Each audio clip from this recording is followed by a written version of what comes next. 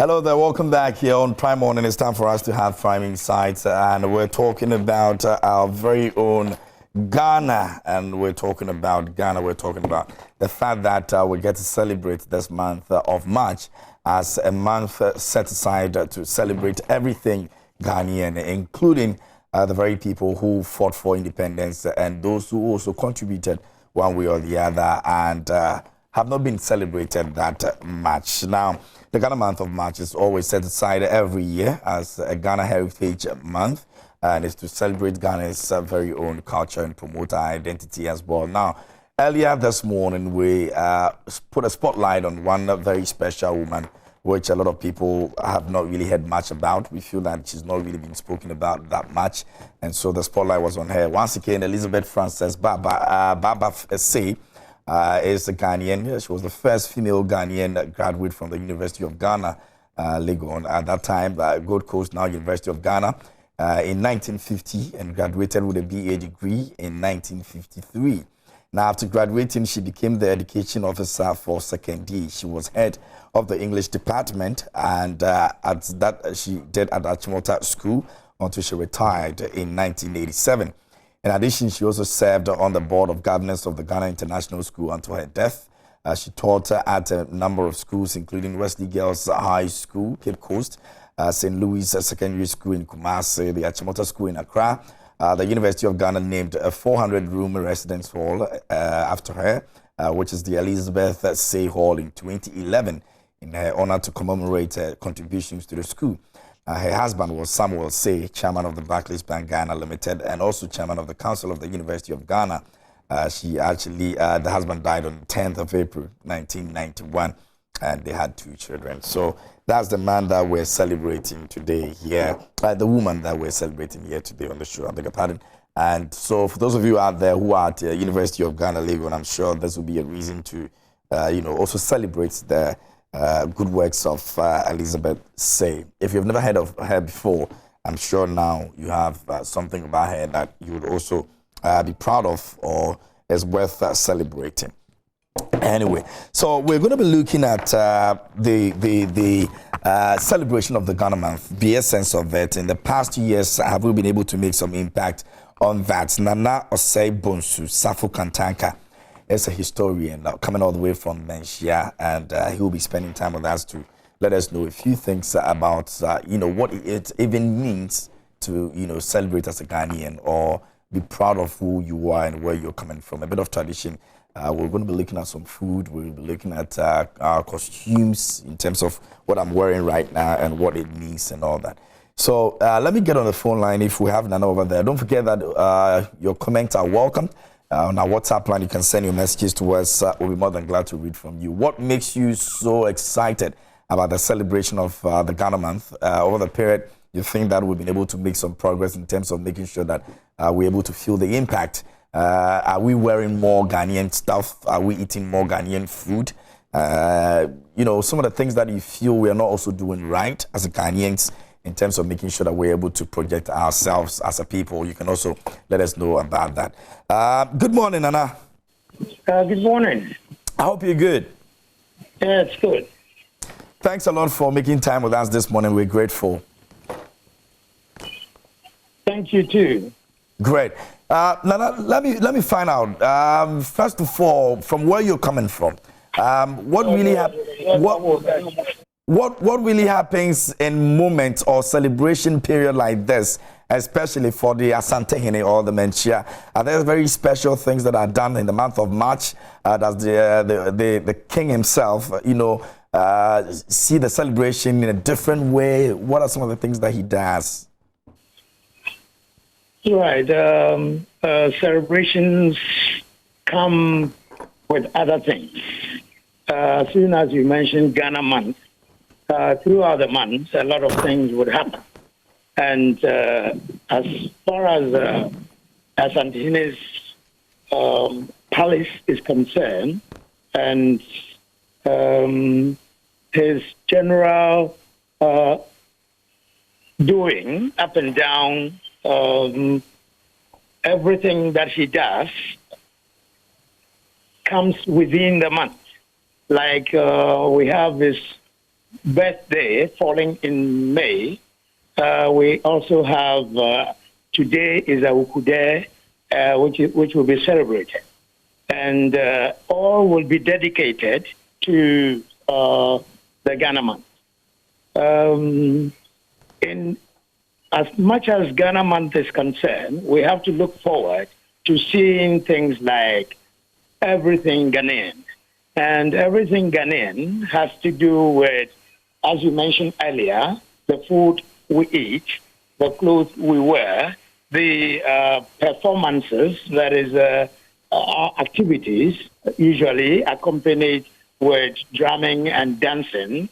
All these things would be done in greater number and larger quantities. That is what we have to expect, and that is what we have started already. Interesting. As a historian, do you think that the month of March celebration that comes with it has been very impactful over the period? Do you think that we have really seen some difference in terms of? Well, indeed, it is not as we have expected.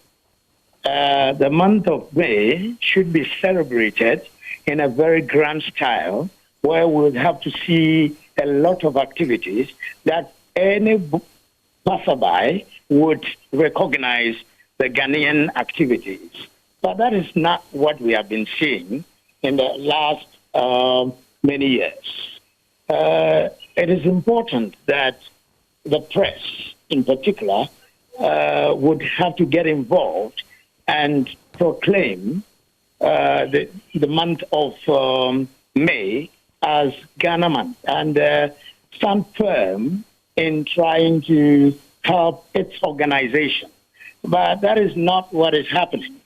You agree with me that more often than not, people would not get up and do things unless they've been patted on their backs, or pushed a little, or gingered a little.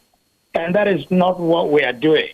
So that makes it a bit sad, because maybe the press would want to be paid before it does such things. But it should form part of their social activities, that as soon as the month falls, all activities the press is organizing should come with propagating the month as Ghana month. So it comes back to the press. I see. Now, with respect to that, let's get back a bit. I'm not sure where I was at that time, 1957, right after independence. How was the celebration of a month like this, the month of March, like right after independence? Well, right after independence, activities were taken seriously. And it is when the coup d'etats and other things came in that it's dwindled from its tempo dwindled. And on and on and on, constantly, notoriously, keeps dwindling. And that is what we are seeing. But immediately after independence, the month of May was seen as a very serious month, and every activity was done with happiness, with joy, with, as the name of your station, with serious joy. But we're not seeing that these days. It is not because there was much money in those days. It is just getting involved made it so interesting. But we are not getting involved these days. In the last couple of years, that is to say, we can cast our minds back to some 20 years back. Things have been very, very slow, and you can hardly write home about. Well, what would you say has contributed to this? I beg your pardon? I'm asking, what would you say that has been the contribution to the low interest in people celebrating the month of March as our heritage month, or the month for Ghana's... Yeah, because of the break. You know, when something, the link, as we were celebrating, you look at Christmas, for example, or Easter, there hasn't been any break. So as soon as it comes, people get involved without being pushed. Now, in the case of the month of March, has seen a lot of breaks, and then people tend to forget that even something is happening. So we can only rejuvenate, reactivate it by media. So the media are the very people that we will depend on to reactivate the broken link. Now, would you say that modernity has also, one way or the other, influenced us in a way? What? I'm asking, would you say that modernity has also influenced us in a way? Well, modernity rather comes with enjoyment. And so the whole problem has been... Well, in the case, Nana, I'm asking because in the case where people seem to be drifting away from traditional things because they feel there's a certain style of life or type of way of living that has come to, as it is about tradition, yes. But I quite remember the days of independence when tradition was inculcated into our everyday life, when tradition was part of the school curriculum. So if it is not part of the school curriculum, then one would not blame modernity. If governments upon governments were very serious and make sure that our school curriculum will touch on these things, modernity will not have a problem.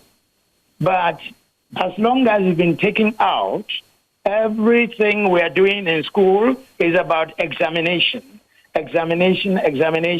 You will agree with me that not long ago, there was sports activities everywhere you go in every school. Do you see sports activities these days?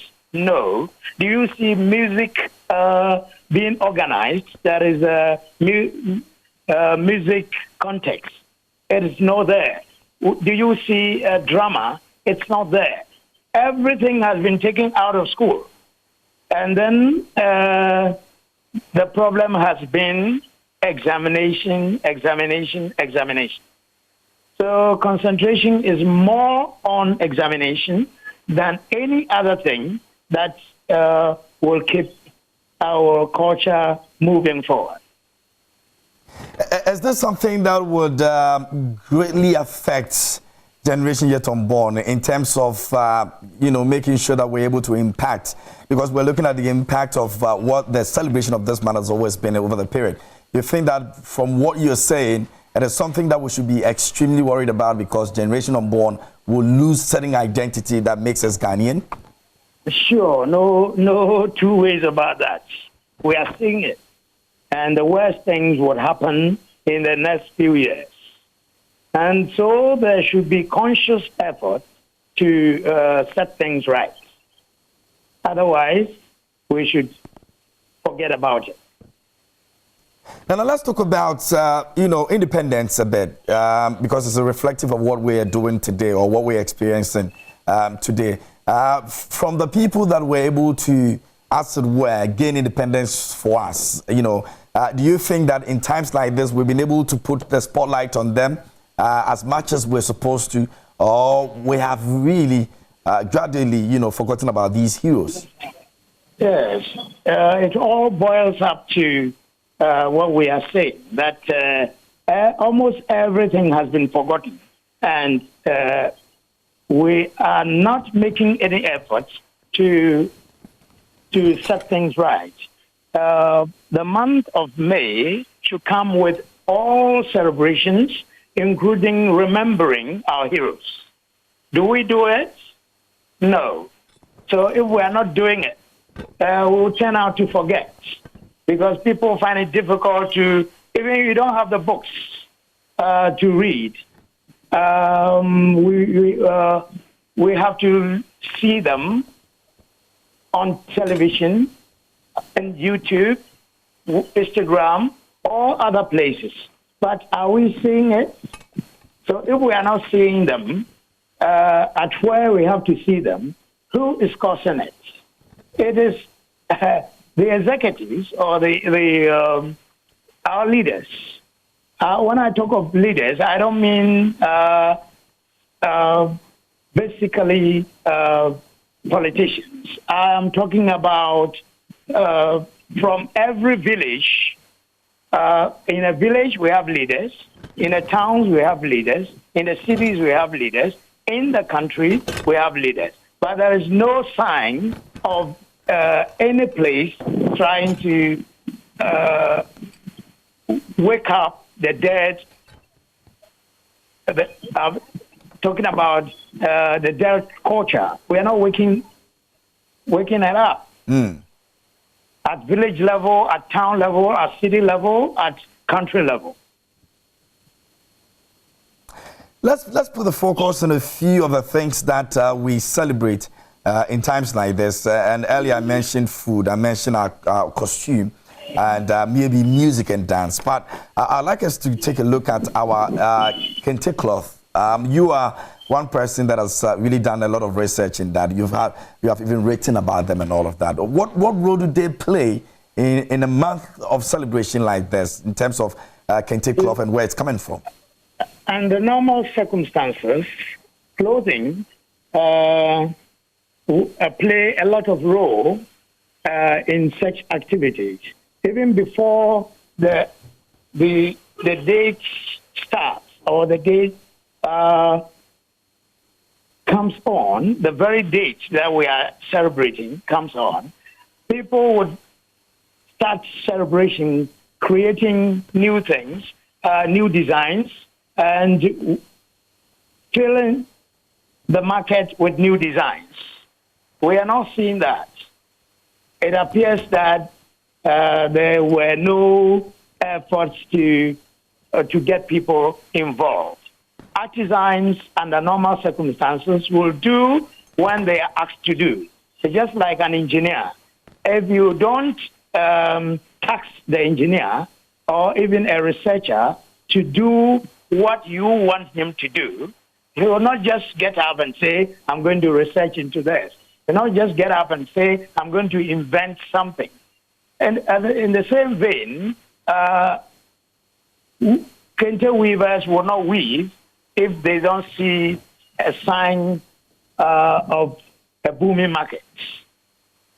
So if the activities were to be very active, then of course the weavers will start putting new designs on the market. So it is indeed not the fault of those who are not getting involved. It is the fault of those who are not gingering up the occasion. There has been concerns about language and where we are even getting training from in terms of young ones that are coming up. Of course, we know that we have a Ghanaian identity in terms of language. We have a certain language that we are all supposed to be speaking to make sure that we are able to put ourselves out there. Do you think that, as a matter of fact, we need to just get into this conversation of making sure that the language is universally, studied in most schools? Over the period, there has been concern about the English taking over. In a celebration like this, what do you make of it? English is, whether we like it or not, has been accepted as one of the international languages. But the mistake we're making is forgetting about ours. I think we have to learn the two together, whatever language. We don't need to say, choose one of the languages to begin with. Water would find its own level. If all languages, even if 20 people, just 20 people are speaking the language, they should be encouraged at all levels. Wherever you go, if you say you go to Accra, you live in Accra, the language of Accra should be encouraged. If you live in the Volta region, the language of the Volta people, the Ewe, should be encouraged. If you live among the Akan language should be encouraged. And the North, same. Now, if we are doing that side by side with the so-called international language, that is the English, we will not have much problem. Gradually, ours will take over the so-called international language. But as long as we have dropped it for fear that somebody's language will maybe override ours, and that is the fear. So you can see that Ghanaians are making conscious effort of laying down our own language, laying down our own food. The type of food we eat, we're laying it down. The type of clothing we wear, we're playing it down. Everything about ours is being played down. The fear is that, okay, if we are not careful, somebody will take over the other. But it will not. If we are in the remotest village where only a small group of people are speaking a particular language, and we recognize it and make sure we protect it, it will remain. But we're not doing that. How many can read in our local language? But English, yes, because it has been accepted that somebody who speaks good English is a person who is enlightened. That is what we accept. That shouldn't be the case. If you go to school, it is written, speak English. If you speak the local dialect, you would be spanked. All these things must be removed. Now, I want to find out, there's also another concern about parents who, as much as they can, speak English with their kids in the house. Now, a typical example, and this I'll use myself, growing up, my dad never spoke any other language apart from English. In fact, I'm a proud Ewe, but unfortunately, I can't even speak my own language because there was never a time in the house. My dad will only speak the Ewe if she's speaking to my mom. And so there's never a time that I was able to say, okay, my dad said va or vamijo or anything like that I was able to learn from. So Yeah. even now, I speak Chi and people ask me if they never knew that I can speak Chi. In Yes, situations like these. Because maybe among the people you live with, majority of them may be the Cree speaking. Now, if wherever you are in our houses, Yeah. parents should be serious and speak our local language with their children. Of course, even the kind of English that our parents speak to us when we are young is not the best. Leave the child alone to learn the English in school and learn the local language at home. So the child grows up automatically to speak 2 or more languages. God is so wonderful that a child can speak more than 10 languages. It's only when the child is above 13 that it becomes difficult for the child to speak whatever language that is creeping in, the new language. But before 13, a child can speak more than 5 languages and speak it fluently with force and clarity. Let's look at another thing that has to do with the custodians of the land. Now, in the past, chiefs' involvement in making sure that some of these things are preserved and what we're seeing now, what would you say is the difference between that?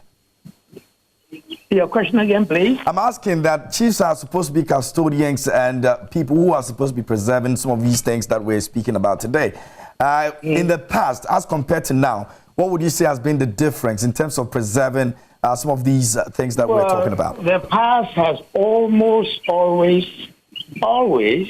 been best times when it comes to maintaining culture or defending culture or protecting culture. culture keeps fading day in, day out. This is because we have accepted that the culture of the West is the best, and people even feel shy to speak their own language. And the more they are able to speak the foreign language, the more people hold them in high esteem. And so the past has always been better when it comes to preserving, defending, and protecting culture. Now let's look at the issue of sustaining some of these things that we've spoken about. Now, you've mentioned that we would have to come back. You've even added the press to it, and the fact that they are not really doing much like we're supposed to. Now, let's talk about the unsung heroes and how we can try as much as possible to shine the light on them. Is it that people don't really feel that there's the need to celebrate people who have done so much for the country, or is the fact that these people's contribution didn't really mean anything to us as a nation? Now, if we start to educate and propagate, you'll be surprised to see people going back to what we think is bad. So the whole thing is about education and propagating the concept of our culture, accepting our culture, and trying to maybe reward those who are keeping our culture. Do you have any historical story or something that you feel that has never been really talked about? From where you're coming from, you've done research into most of these things. Do you have anyone that you want to share with us that sometimes you feel like some of these things have to be really talked about in our society for us to get to learn from, or to even yes, we can cast back our minds to India. Okay, not long ago, India was behaving the same way as Ghana is behaving. Everything they did was in English. As soon as they had independence, they decided to run their culture and tradition side by side with the English, which is they call official language. Today, they learn better in their language. They speak better in their language. Their culture is well vexed in their language. And people are now going to India. If you go to India, you have to learn the Hindu to be able to study at the university. Why can't we learn from them? So this is a typical example, and it's not long ago. We all saw it when India was under a colony. That was their masters were the English. Nobody thought that India was a Hindu. Their language was an important something. Every language, every culture, every tradition, every form of learning is learned better in one's language than another person's language. Even the English that we are speaking, we're trying, but I can assure you that when we meet the English themselves, you notice that, okay, we may be not pronouncing things properly. We may not be as fluent as we think, in spite of the many years of study. If now I am to learn any language, people say ever is difficult, when in fact it's not difficult. It is not difficult because whatever you do is closer to every African language than English is. So if you put me in every class for maybe 3 months, I'll be doing better than all the English that I've learned for more than 50 years. Wow, exciting. Now, let's turn our attention to the very first Prime Minister, Dr. Kwame Nkrumah. If Kwame Nkrumah were alive today, as a historian, and from all that you've gathered from his existence, you know, some of the things that he was very passionate about, what do you think will be the most thing that he'll be looking at? If we're taking our language, we're taking our food, we're taking our way of dressing, and maybe our dance, if you like. What would you think that he would have been very passionate about? Well, as much as I know the days of Nkrumah, we were closer to our culture and tradition than we are today. But if Nkrumah were to be alive, who knows that he would have kept what he was doing. Because politicians are dictated to. Nkrumah himself was being dictated to by colonial masters. He was fighting to come out of being dictated to, but no matter what, he had to yield to the dictates of the Europeans, because as long as you don't have your own money and you have to go a borrowing, those who are to give you money will dictate to you. Sometimes when we have written books, either in our language or in English, and we go for money to print the books, they will not give you the money unless you have taken out certain vital ingredients in the book. Take this out, put this in before I give you money to print. So Nkrumah would have fallen definitely to the dictates of the colonial masters, except that it was slower than what is happening today. Even in Nkrumah days, it was going at the pace of maybe 800 meters. Today, it's going at the pace of 100 meters. Wow. So you can't really blame our leaders much when it comes to that then, because from what you're saying, Nkrumah would have been in the same situation. The leaders can be blamed because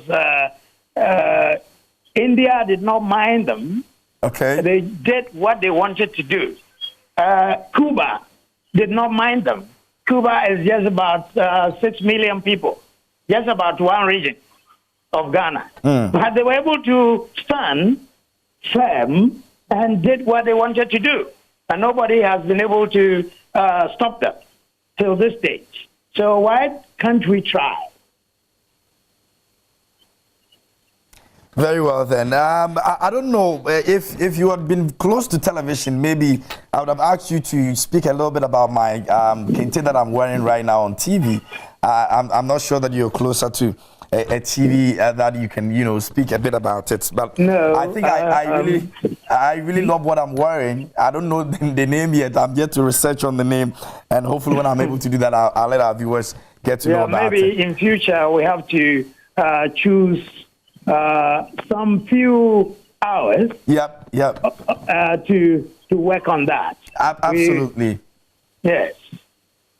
Anyway, I probably will be running up with you very soon, but let me get to find out. Let's take a look at some of the memories that we've had in our independence history in terms of the celebration now. And still, I want to go back again to Nkrumah to find out during parades, independent parades for Nkrumah in the past. What were some of the major highlights that were things that, you know, characterized the entire celebration in the time of Nkrumah? In those days, our culture and tradition was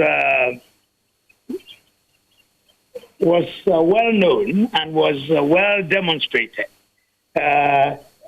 Our form of drumming, our form of dancing, our form of clothing were all clear, and to show that we were seriously projecting our culture and tradition, food, everything. But you can see a sharp difference in those days and these days. So I have always believed that in the good old days, which people think it was a bad day or bad days, or they were bad days. They were not. They were rather good old days. We were not rich, but we were happy with all that we were doing. So I think the time has come for us to go back to those days. If you were, people saw the kind of dresses that we were wearing in those days. If you were to see pictures of them in future, you have to go back to some of these footages, and then let's talk about it and compare to the modern day. Yeah, and that will also serve as an education.